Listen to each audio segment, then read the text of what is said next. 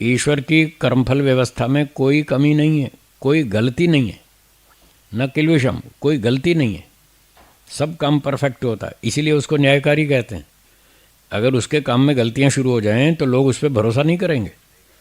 जब भरोसा नहीं करेंगे तो क्यों जाएंगे उसके पास कि आप हमारा न्याय करो और आप हमें मोक्ष दो? क्यों जाएंगे उसके पास? लोग उसी के पास जाते हैं जिस पर उनको भरोसा हो। तो ईश्वर पे भरोसा है, वो अन्यायकारी बिल्कुल नहीं है। और एक मंत्र में तो यहाँ तक लिखा है, हम जो पलकें झपकते हैं, कितना सामान्य कार्य है, हमें पता भी नहीं चलता कि हम दिन भर में आज कितनी बार पलकें झपकी। ठीक है ना, हमें पता भी नहीं चलता, इतना सामान्य कार्य है। तो एक मंत्र में लिखा है कि मनुष्य एक दिन में कितनी बार पलकें झपकता है, ईश्वर इतने इतने कर्मों का भी हिसाब रखता है। आप बोलो कहाँ छोड़ेगा वो? इतने सामान्य से कर्मों का भी पूरा हिसाब रखता है। भाव कहने का यह है कि उसने जहाँ भी थोड़ी से थोड़ी भी गलती की होगी वो भी हिसाब में जमा होगी, उसका भी दंड फल मिलेगा। अच्छा किया तो अच्छा, बुरा किया तो बुरा। इसलिए वहाँ अन्याय होने का कोई चांस ही नहीं, कोई संभावना ही नहीं है, वहाँ तो पूरा न्याय मिलेगा। इसीलिए हम उस पर भरोसा कर सकते हैं और अपना शांति से जी सकते हैं। अपने कर्मों को हम भूल जाते हैं, हाँ या ना? जब हम ही भूल जाते हैं तो दूसरा मनुष्य तो कौन याद रखेगा हमारे कर्मों को? वो अपना ही नहीं याद रख पाता, हमारा क्या रखेगा? तो हम अपने ऊपर भी भरोसा नहीं कर सकते। अगर ईश्वर हमको कह दे भाई मैं तुम्हारा कर्मफल नहीं दूंगा, तुम अपना कर्म करो और अपना फल स्वयं लो, तो हम ले लेंगे? नहीं ले पाएंगे ना। तो हम स्वयं अपने कर्मों का फल नहीं ले सकते, इतनी बुद्धि शक्ति सामर्थ्य स्मृति नहीं है। जब हमारी नहीं है तो दूसरे की भी नहीं है, वो हमारा क्या हिसाब रखेगा जब खुद का नहीं रख सकता? तो हम आपस में तो नहीं निपटा सकते, तो फिर कहाँ जाएं? एक ही बचा है ईश्वर, वो कहता है हाँ मैं जिम्मेदारी लेता हूँ, मैं आपकी सबकी जिम्मेदारी लेता हूँ, मेरे पास इतनी ताकत है, इतना ज्ञान है, इतनी स्मृति है, इतनी शक्ति है, मैं सबका हिसाब रखूँगा और ठीक न्याय से फल दूंगा। आपको मुझ पर विश्वास हो तो आ जाओ, और नहीं है तो जाओ, मेरे इलाके से निकल जाओ। मेरे इलाके में रहना है तो मेरा कानून मानना पड़ेगा, नहीं तो मेरा इलाका छोड़ दो, जाओ जाओ जहाँ जाना हो जाओ, मेरा इलाका छोड़ दो। मेरे यहाँ रहना है तो फिर मैं जो कहूँगा वो करना पड़ेगा। अब बोलो क्या करेंगे? ईश्वर का इलाका छोड़ सकते हैं? फिर कहाँ जाएंगे? मजबूरी है, रहना तो यहीं पड़ेगा, ईश्वर की दुनिया में रहना पड़ेगा, उसका दुनिया छोड़ के बाहर जा नहीं सकते, रहना तो यहीं है। और फिर ईश्वर समझा रहा है कि फिर चिंता मत करो, मैं बैठा हूँ ना, मैं न्याय करूँगा।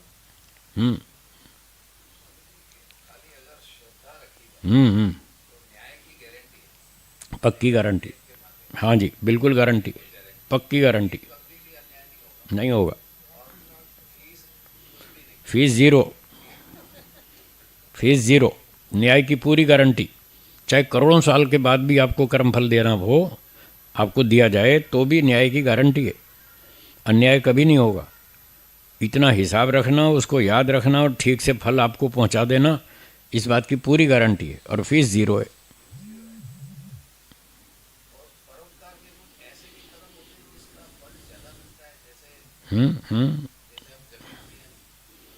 हाँ बीज बोते हैं ना, हाँ तो 50, एक बोरी बोएंगे 50 बोरी मिलेगी, कई गुना मिलता है, ऐसा भी है, ऐसा भी है।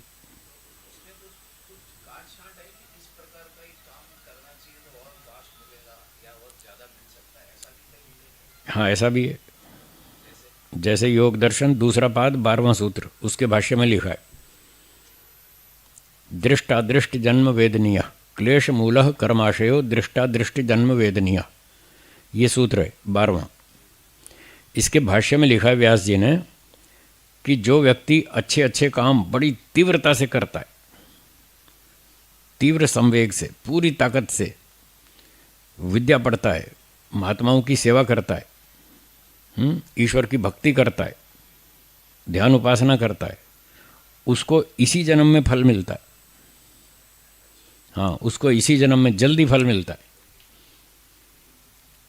जो वेदों को पढ़ता है, पुरुषार्थ करता है, ईमानदारी से सेवा करता है, तपस्या करता है, ईश्वर भक्ति करता है, महात्माओं विद्वानों गुरुओं की सेवा करता है, उसको इसी जन्म में फल मिलता है। ये दूसरे पाद के 12वें सूत्र के भाष्य में लिखा है। और इससे उल्टा भी लिखा है, जो निर्दोष व्यक्तियों को सताता है, अत्याचारी होता है, उसको दंड भी इसी जन्म में मिलता है। रंगा बिल्ला का नाम सुना है, उसको दंड मिला ना, इसी जन्म में मिल गया ना। तो ऐसा भी होता है, जो ज़्यादा अत्याचारी होते हैं, ज़्यादा परेशान करते हैं, भयंकर अपराध करते हैं, उनको इसी जन्म में दंड मिलता है, जल्दी मिलता है। और फिर आगे लिखा है, जो कुछ ऐसे भी होते हैं जो बहुत खतरनाक काम करते हैं, उनका दंड इस जन्म में देना पॉसिबल ही नहीं है, असंभव है। क्योंकि अपराध इतना बड़ा है, उसको इस जन्म में दंड पूरा दे ही नहीं सकते। उसका दंड ही बहुत बड़ा है, 200-500 जन्म तक उसको दंड देना है। तो इतना बड़ा दंड एक जन्म में कैसे पूरा होगा? होगा ही नहीं। इसलिए फिर उसको अगले जन्म में देना पड़ेगा, मजबूरी है। ये भी लिखा है।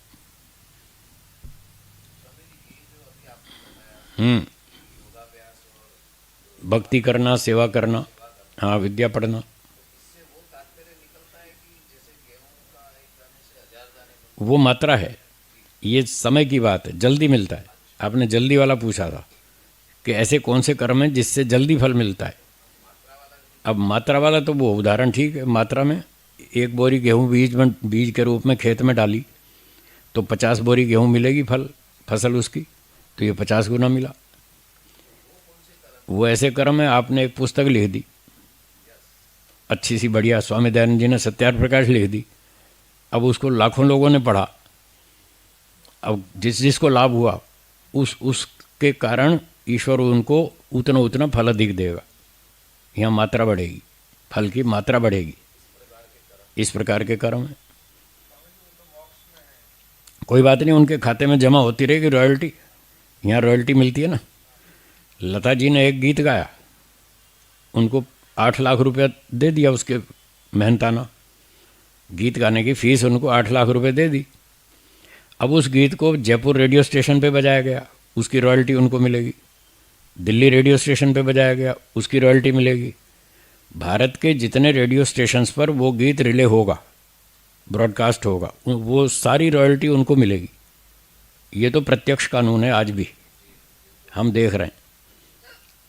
तो जब यहाँ रॉयल्टी मिल रही है, जबकि उन्होंने एक ही बार गाया और उसके 8 लाख रुपए फीस ले भी ली, उसके बाद भी उसका जो लोग लाभ उठा रहे हैं, उस गीत का सुख ले रहे हैं, तो उसका भी पैसा उनको मिलता है। ये रॉयल्टी कहते हैं इसको।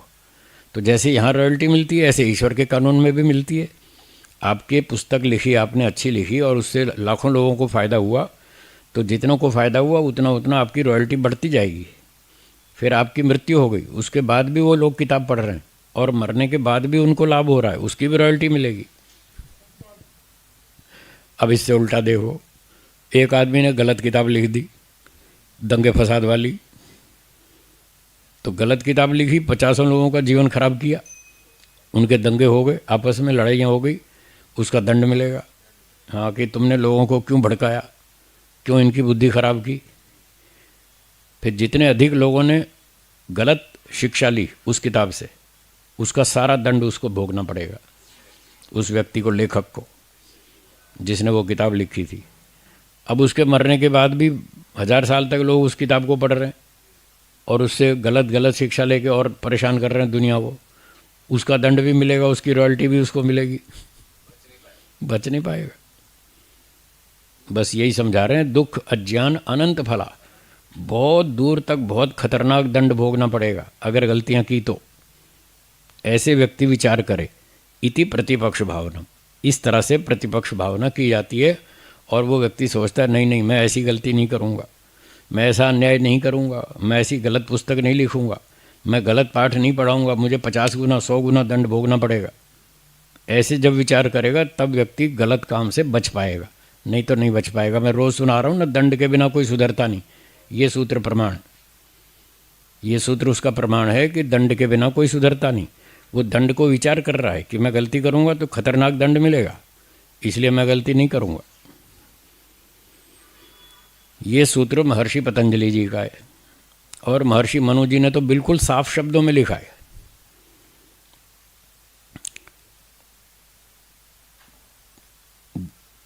दंड के बिना न शक्य कर्तुम पाप विनिग्रह, व्यक्ति को पाप से बचाया जाना असंभव है। उन्होंने असंभव लिखा है, असंभव है, व्यक्ति को पाप से बचाना असंभव है दंड के बिना। दंड देना ही पड़ेगा, दंड के बिना कोई सुधरने वाला नहीं है। ये सब वेदों की बातें, ऋषियों की बातें। वेद का मंत्र मैंने कल सुनाया था आपको, असुर्या नाम ते लोका अंधेन तमसावृता, वो वेद का मंत्र है। ये पतंजलि महाराज का सूत्र है और वो मनु जी का वचन है। ये सारे तीनों पक्के प्रमाण हैं। दंड के बिना कोई सुधरने वाला नहीं है। आप अपने घर में देख लो ना, आपके बच्चे तोड़ फोड़ शोर मचाते हैं, तोड़ फोड़ करते हैं, आप उनको दंड देना बंद कर दो, देखो और सर पे चढ़ जाएंगे और 4 गुने 6 गुने बिगड़ते जाएंगे अगर आप दंड नहीं देंगे तो। आप बच्चों को दंड क्यों देते हैं? इसीलिए देते हैं कि आगे गलती ना करें, इसीलिए तो दंड देते हैं। इसीलिए स्कूल में दंड व्यवस्था है कि आप लेट आओगे तो दंड मिलेगा। जो बच्चे स्कूल में देर से जाते हैं उनको दंड मिलता है ना। मैं पूछता हूँ बच्चों से, क्यों बेटा स्कूल जाते हो? हाँ जी। कब जाते हो? 7 बजे। उठते कब हो? 6 बजे। संडे को कब उठते हो? 9 बजे। संडे को 9 बजे उठते हैं, रोज़ 6 बजे उठते हैं। क्यों भाई? कि संडे को छुट्टी होती है, उस दिन स्कूल जाना नहीं होता, बाकी दिन स्कूल जाना होता है तो 6 बजे उठना पड़ता है। मैंने कहा अगर जब लेट जाते हैं तब क्या होता है? फिर दंड मिलता है, स्कूल में दंड मिलता है। दंड मिलता है इसीलिए तो टाइम पर जाते हैं। बच्चों को लोग स्कूल टाइम पर भेजते हैं और खुद सत्संग में देर से आते हैं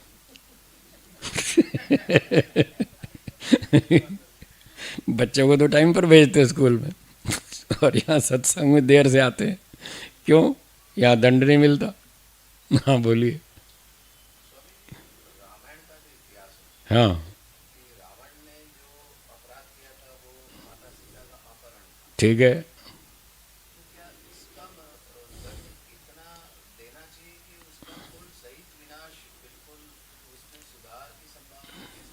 उसको समझाया था। पहले तो उसने अपहरण किया, ये गलती की। अब कोई किसी की पत्नी उठा ले जाए, वो छोटा अपराध है? तो एक तो बड़ा अपराध हो गया, उसको तो ठोकना ही है जिसने अपराध किया।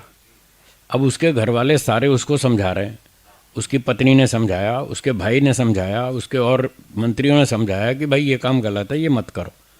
आपने गलती कर ली सो कर ली, अब जाके माफ़ी मांग लो, उनकी पत्नी वापस कर दो। वो नहीं माना, बड़े अकड़ में था। तो फिर इतना भी नहीं माना तो अपराध और बढ़ता जा रहा है, अपराध बढ़ रहा है।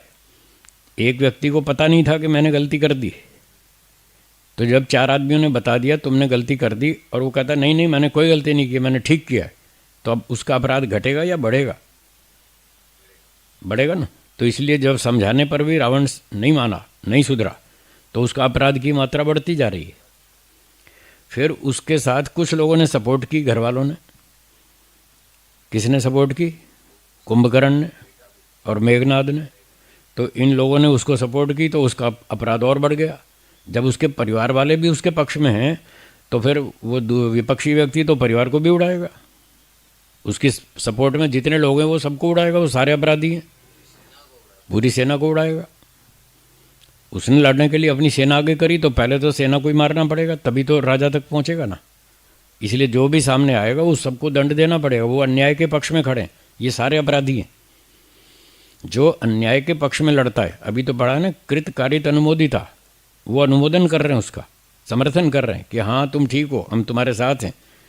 तो पापी के समर्थक सारे के सारे पापी हैं, सब के सब अपराधी हैं, उनको सबको दंड देंगे। ये ईश्वर का कानून है। अपराधियों का समर्थन करो, आप भी अपराधी हैं। आप एक आतंकवादी को अपने घर में शरण दे दो, देखना पुलिस आपको भी ले जाएगी अंदर कि आप उसके समर्थक हैं, आप उसके सहयोगी हैं, आप भी अपराधी हैं। तो वो सारे अपराधी हैं जो गलत पक्ष का समर्थन करते हैं, उसको सपोर्ट करते हैं, वो सारे अपराधी हैं, उनको सबको दंड मिलेगा। ये ईश्वर की न्याय व्यवस्था है। और जो अच्छा काम करता है, अच्छे काम में जितने लोग सहयोग देते हैं वो सारे पुण्यात्मा हैं, उनको सबको हिस्सा मिलेगा पुण्य में। यज्ञ करना अच्छा काम है। अब आपने एक बड़ा सा यज्ञ का आयोजन किया तो उसमें जितने लोगों ने सहयोग किया सबको पुण्य मिलेगा। झाड़ू लगाने वाले से लेकर और पंडित तक जिसने यज्ञ का संचालन किया, वहाँ से लेकर वहाँ तक सबको पुण्य मिलेगा। किसी ने दरी बिछाई, किसी ने कुर्सियाँ लगाई, किसी ने भोजन बनवाया, कोई अतिथियों को लेकर आया, कोई छोड़कर आया, किसी ने उसके खाने रहने की सुविधा की, किसी ने और जो भी सेवा की, सहयोग किया अच्छे काम में, उनको सबको पुण्य मिलेगा। ये है कर्मफल व्यवस्था। लोग समझते ही नहीं। इसलिए अच्छे काम में सहयोग करना चाहिए, गलत काम में नहीं।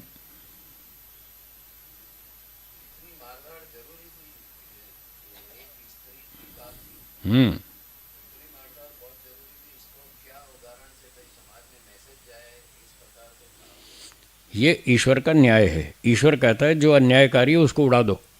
हाँ, राजा की ड्यूटी है, जनता की नहीं, ये ध्यान रखना। फिर कभी सब लोग पत्थर लेके खड़े हो जाए, ऐसा नहीं करना। राजा को बताया, अधिकार दिया कि जो भी अन्याय करे उसको उड़ा दो, उसका सर्वनाश कर दो, और जितने उसके सपोर्टर्स हों उनको सबको उड़ा दो। श्री कृष्ण जी ने देखो कितने धुर्रे उड़ाए, कईयों को तो खुद मारा, कंस को तो खुद ही मारा, शिशुपाल को भी मारा, जरासंध को मरवा दिया। तो या तो इसलिए ये कानून है वेद का कि जो दुष्ट है उसको उड़ा दो, चाहे खुद उड़ाओ, चाहे किसी से उड़वा दो, चाहे कृत करो, चाहे कारित करो, चाहे अनुमोदित करो, दुष्ट को तो दंड ही मिलना चाहिए। नहीं तो कोई धर्म का पालन नहीं करेगा, ये नुकसान होगा। सवाल एक स्त्री का नहीं है, सवाल न्याय का है। ये अन्याय है, अन्याय को उखाड़ दो। श्री कृष्ण जी ने महाभारत का युद्ध क्यों करवाया? इसीलिए करवाया कि ये दुष्ट लोग अन्यायकारी हैं, इनको ख़त्म करना। अगर ये जीवित रहेंगे तो सारी दुनिया को परेशान करेंगे, जब तक जिएंगे तब तक दुनिया को दुख देंगे, और इनको देखकर दूसरे अन्यायकारी भी पैदा हो जाएंगे। तो अन्याय करने की परंपरा बढ़ेगी देश में और दुनिया में। इसलिए अन्याय का सदा विरोध करना चाहिए। महर्षि दयानंद जी ने लिखा है सत्यार्थ प्रकाश के अंत में, एक प्रसंग है स्वमंतव्य मंतव्य प्रकाश। उसमें उन्होंने 51 सिद्धांत लिखे हैं कि वेदों के आधार पर मैं क्या मानता हूँ और क्या नहीं मानता। वो सारा मंतव्य अमंतव्य, क्या मैं मानता हूँ और क्या मैं नहीं मानता, वो सारा वेदों के आधार पर 51 बातें लिखी हैं।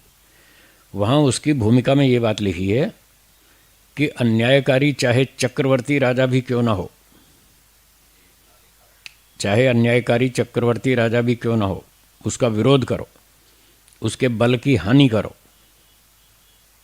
और चाहे इस काम में कितना भी दारुण दुख प्राप्त हो, कितना भी दुख आए, भले ही प्राण भी क्यों ना चले जाएं, तो भी इस मनुष्यपन धर्म से कभी अलग न होना, ऐसा लिखा है। बहुत कड़क लिखा है।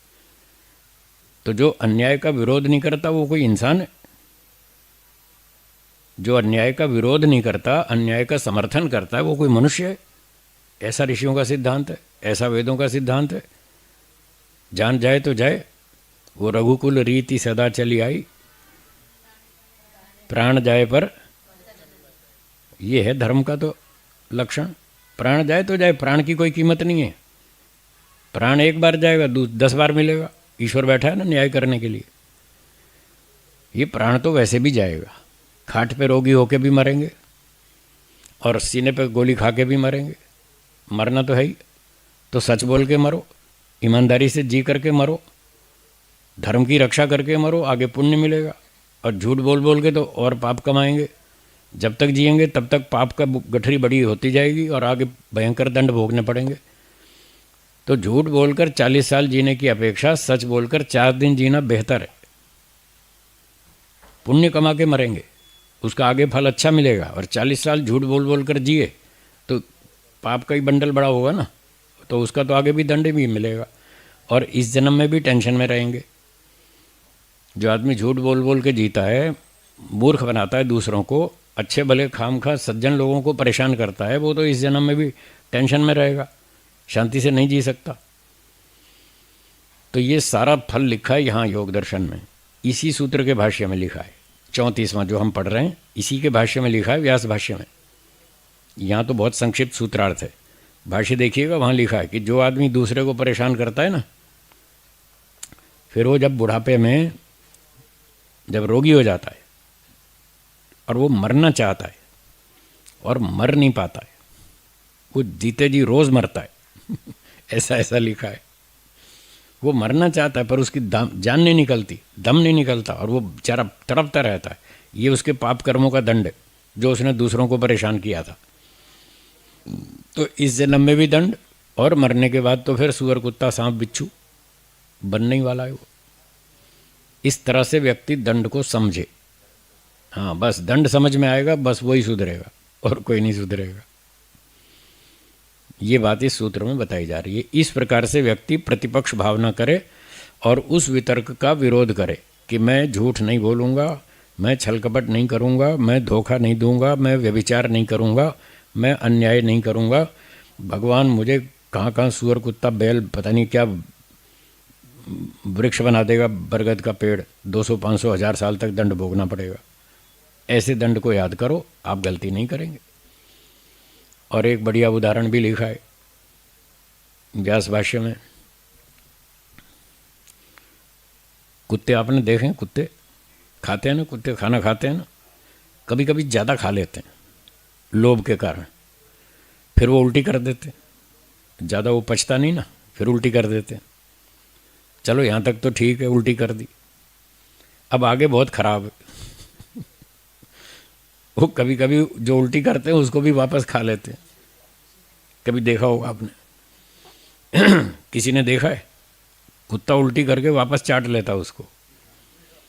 तो व्यास भाष्य में ये उदाहरण लिखा है कि जब व्यक्ति के मन में इस तरह का विचार आए, मैं झूठ बोल लूँ, मैं चोरी कर लूँ, मैं हेरा फेरी कर लूँ, तो उसको उस कुत्ते को याद करना चाहिए जो कुत्ता उल्टी करके वापस चाट लेता। कितना खराब लगता है वो। तो व्यक्ति को ये सोचना चाहिए मैं उस कुत्ते की तरह नहीं हूँ कि उल्टी करके वापस चाट लूँ। मैंने वितर्कों की उल्टी कर दिए, मैंने तो छोड़ दिए थे विकल्प, ये सारे वितर्क। मैंने तो संकल्प लिया था झूठ नहीं बोलूँगा, चोरी नहीं करूँगा, हिंसा नहीं करूँगा, अन्याय नहीं करूँगा, व्यभिचार नहीं करूँगा। मैं तो संकल्प ले बैठा हूँ, सारे वितर्कों की उल्टी कर दी मैंने। अब वापस कैसे चाट लूँ? मैं कुत्ते जैसा नहीं हूँ, मैं समझदार हूँ, मैं बुद्धिमान हूँ, एक सज्जन व्यक्ति हूँ, ईमानदार आदमी हूँ। मैं ऐसे कुत्ते जैसा काम मैं नहीं कर सकता। ऐसा विचार करे व्यक्ति तो वो उस अपराध करने से बच जाएगा। ये है प्रतिपक्ष भावना। ऐसे विरोध करना चाहिए उन बुराइयों का जो मन में उठती हैं। बोलिए, आ गया? समझ में आ गया? इस तरह से व्यक्ति बुराइयों से बच सकता है, सारे दुर्गुणों को, दोषों को छोड़ सकता है। तब जाके उसका जीवन शुद्ध होता है। और तब जो उसको आनंद होता है वो बता नहीं सकते, वो शब्दों से नहीं बता सकते। वो तो अनुभव करने की चीज़ है। जो लोग इस तरह से जीवन जीते हैं, यम नियम का पूरा सूक्ष्मता से पालन करते हैं, हर कदम पे सावधान रहते हैं, जरा भी गलती ना हो जाए, वो आनंद में जीते हैं। उनका जो अंदर आनंद होता है वो विचित्र ही होता है। जो लोग ऐसा करते हैं वही जानते हैं। तो इस प्रकार से हम अपना परीक्षण करते जाएं, अपना निरीक्षण करते जाएं, गलतियों को ढूंढते जाएं। हम कहाँ कहाँ गलतियाँ कर रहे हैं, कैसी कैसी गलतियाँ कर रहे हैं, छोटी बड़ी जैसी भी कर रहे हैं, उनको दूर करते जाएं। जितना जितना दूर करते जाएंगे गलतियों को, उतना उतना जीवन पवित्र होगा, उतना उतना ईश्वर आनंद बढ़ाएगा। वो अंदर से, मन से आनंद मिलेगा, सत्वगुण का सुख मिलेगा। हाँ, बढ़िया सुख मिलेगा, उस पर जीना चाहिए। वो सुख भोगना अच्छा है।